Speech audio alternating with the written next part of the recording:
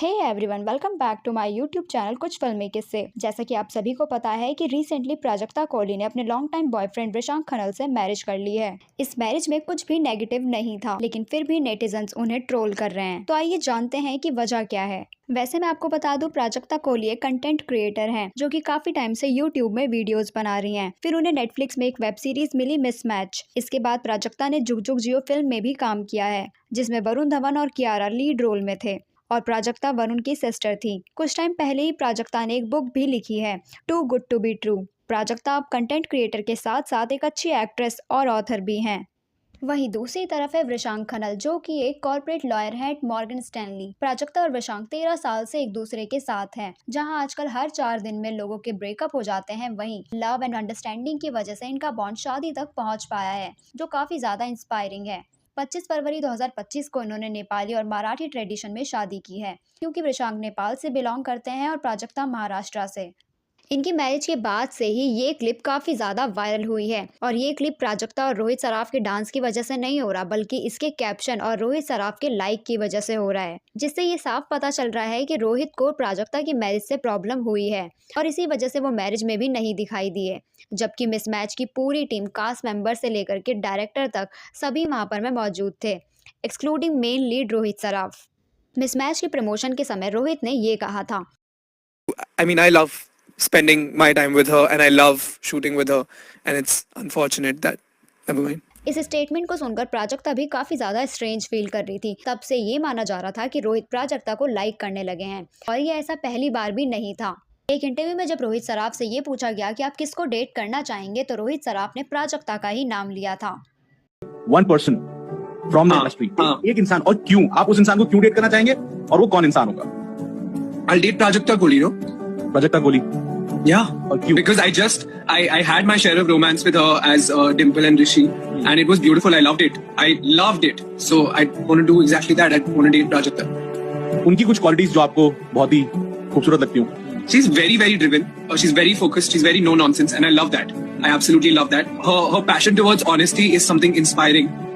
So yeah, I love it. तो इससे ये क्लियर हो चुका था कि रोहित सराफ कहीं ना कहीं प्राजक्ता को लाइक करने लगे हैं, लेकिन ये प्यार वन साइडेड था, क्योंकि तब भी प्राजक्ता एंगेज्ड थी, तो रोहित सराफ कुछ कर नहीं सकते थे। प्राजक्ता ने रिशांक के साथ अपने रिलेशनशिप को कभी भी हाइड नहीं किया था। उन्होंने हमेशा से ही ये क्लियर रखा था कि वो एंगेज्ड है। और तो और प्राजक्ता ने रिशांक को पहली बार कपिल शर्मा के शो में इंट्रोड्यूस किया था एज ए बॉयफ्रेंड। मम्मा पापा और रिशांक माय बॉयफ्रेंड वो आए हुए हैं।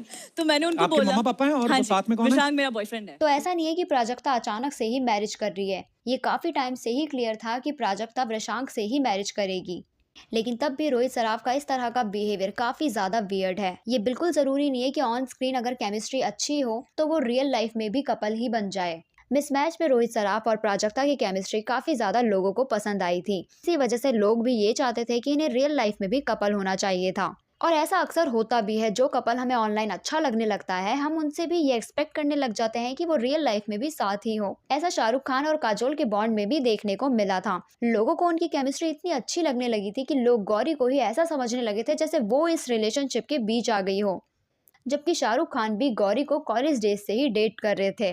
तो सेम ऐसा ही हो रहा है अभी प्राजक्ता और रिशांक के साथ। लोग ऐसे ऐसे रील्स एंड क्लिप्स एडिट्स कर रहे हैं प्राजक्ता और रोहित सराफ के, जैसे वो दोनों एक दूसरे को डेट कर रहे थे और रिशांक बीच में आ गए हो। रोहित और प्राजक्ता के गुड बाय फ्यूचर वाइफ ऐसे रील्स भी वायरल हो रहे हैं।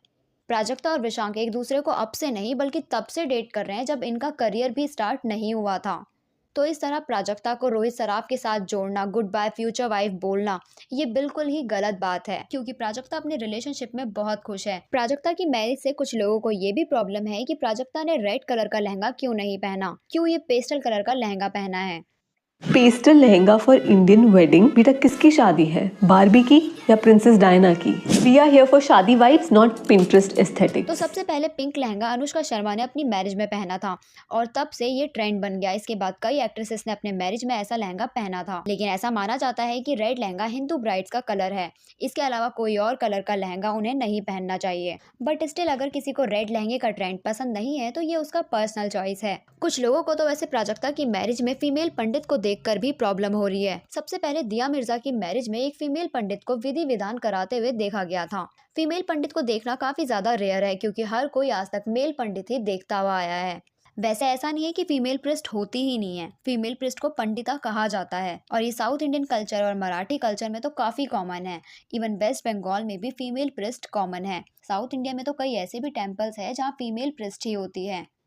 अगर एक फीमेल प्रिस्ट के पास भी सेम नॉलेज है और वो सभी विधि विधान ठीक से करा सकती हैं तो इसमें मेल फीमेल तो नहीं देखना चाहिए और इस छोटे से पॉइंट को कंट्रोवर्सी का पार्ट भी नहीं बनाना चाहिए।